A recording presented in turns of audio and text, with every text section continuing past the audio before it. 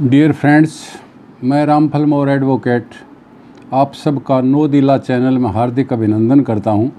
और आज हम chapter 32 execution, suspension, remission and commutation of sentences के ऊपर चर्चा करेंगे और 4 सेक्शंस का अध्ययन करेंगे। सेक्शन 413 से 416 तक आप देखेंगे कि सेक्शन 413 CRPC क्या कहता है। सेक्शन 413 में I am going to read out the section 413 को समझेंगे कि execution of order passed under section 368। आपको थोड़ा सा याद दिला दूं कि जब कोई डेथ पेनल्टी दी जाती है तो धारा 366 CRPC के तहत ऑनरेबल हाई कोर्ट में पुष्टि के लिए, कन्फर्मेशन के लिए भेजी जाती है।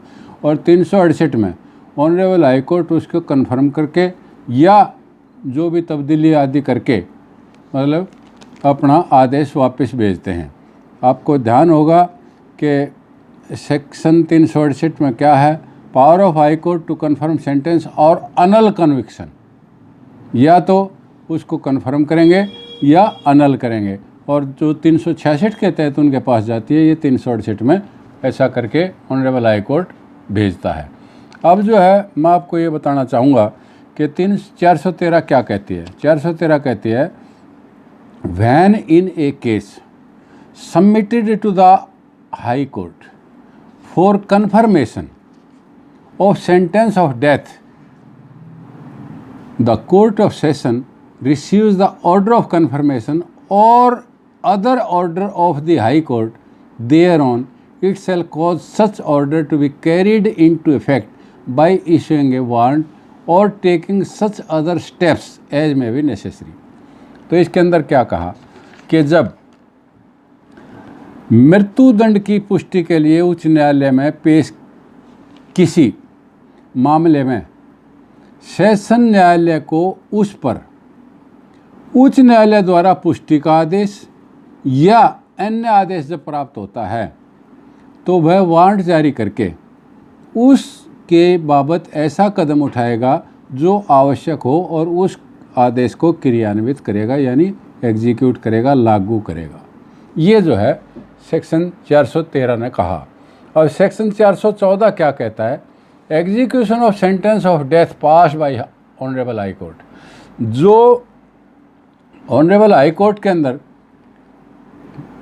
गया तो ऑनरेबल हाई कोर्ट क्या करेगी, when A sentence of death is passed by the high court in appeal और इन रिवीजन, यानी जब ऑनरेबल हाई कोर्ट के पास अपील या रिवीजन है और उसके अंदर डेथ सेंटेंस पास की जाती है तो फिर क्या होगा, the court of session on receiving the order of the high court, जो ही वो ऑर्डर ऑनरेबल हाई कोर्ट से सेशन कोर्ट को प्राप्त होगा, cause the sentence to be carried into effect by issuing a warrant, warrant जारी करके उसे लागू करने का, उसको क्रियान्वित कराएगा। ये जो है 414 कहता है।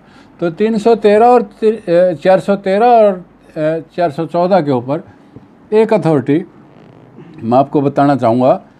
वो अथॉरिटी क्या है,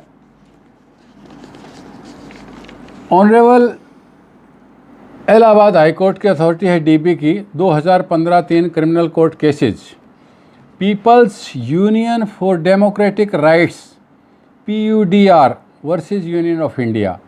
और इस अथॉरिटी के अंदर क्या कहा गया है कि death sentence, delay in execution of death sentence, commutation to imprisonment for life, factors to be taken into consideration. क्या क्या फैक्टर कंसिडरेशन में लेने हैं, while dealing with the question of commuting the sentence of death into life imprisonment, delay has to be considered, which has occurred after the judicial process has come to an end and upon the pronouncement of judgment by Supreme Court। दूसरी बात इसके अंदर क्या कही है कि while considering the question of delay after the final verdict was pronounced, time which has been spent on a petition for review and on repeated mercy petitions at the instance of convict shall not be considered। तो तीसरी बात इसमें क्या कही कि the only delay which would be material for consideration would be the delay in a disposal of mercy petition, and where the delay has occurred due to conduct of convict, Supreme Court has declined to accede to a prayer for commutation। तो ये बात 4 factor 4 बातें इसके अंदर कही गई हैं। अब मैं आपको सेक्शन 415 के बारे में बताना चाहूँगा। सेक्शन 415 क्या कहता है कि कब एग्जीक्यूशन को की पोस्टपोनमेंट की जाएगी। क्या कहता है, उच्चतम न्यायालय की अपील की दशा में मृत्यु दंडावेश के निष्पादन का मुलतवी किया जाना। Postponement of execution of sentence of death in case of appeal to supreme court. जब ऑनरेबल हाई कोर्ट ने कोई ऑर्डर सेंटेंस पास कर दी, यानी डेथ सेंटेंस उन्होंने पास कर दी, और उसके खिलाफ अपील लाई करती है सुप्रीम कोर्ट में, तो सुप्रीम कोर्ट में जब अपील लाई करती है तो under sub section 4 of sub section B of clause 1 of article 134 of the constitution, मैंने आप लोगों को कल परसों बताया था कि हाई कोर्ट और सुप्रीम कोर्ट में किन किन आर्टिकल्स के तहत अपील या अपील संबंधी कार्रवाई होती है। कॉन्स्टिट्यूशन में वो दिए हुए हैं। The high court shall order the execution of sentence to be postpone until the period allowed for preferring such appeal has expired, यानी अपील का पीरियड जितना भी है उस अपील के पीरियड तक पोस्टपोन कर देंगे, उसको मुलतवी कर देगा। और इफ़ अपील इज़ प्रेफर्ड, यदि अपील कर दी गई है with in that period, appeal के पीरियड के बीच में, तो till such appeal is disposed of, जब तक अपील का निपटान नहीं हो जाता उस समय तक उसको मुलतवी कर दिया जाएगा। अब सब सेक्शन 2 क्या कहता है, where a sentence of death is passed or confirmed, जहां ऑनरेबल हाई कोर्ट ने सेंटेंस ऑफ डेथ को कन्फर्म कर दिया या क्या किया, पास की या कन्फर्म की, तो फिर वहाँ पर क्या होगा, the person sentenced make an application to the high court. वो आदमी हाई कोर्ट में दरख्वास्त देता है कि जी मुझे जो है ना आर्टिकल 132 के तहत अपील करने के लिए परमिशन दी जाए, और मतलब 134 जो कॉन्स्टिट्यूशन का है क्लॉज, उसके तहत I want to prefer the appeal before the honourable supreme court. तो high court shall order the execution of the sentence to be postpone. तो हाई कोर्ट जो है उस सेंटेंस को पोस्टपोन करने का ऑर्डर पास कर देगा। और सच एप्लीकेशन इज डिस्पोज, और जब तक वो एप्लीकेशन डिस्पोज ऑफ नहीं हो जाती उस समय तक भी हाई कोर्ट पोस्टपोन कर देगा। If the certificate is granted on such application, क्योंकि जो के अपील फाइल कर सकते हो, अपील फाइल करने के लिए ऑनरेबल हाई कोर्ट से जब खारिज होती है तो ये कहना पड़ता है कि जी I should be issued a certificate, I want to prefer the appeal against this judgement. तो वहाँ पर जो है honourable high court supreme court में अपील फाइल करने के लिए एक सर्टिफिकेट जारी करती है।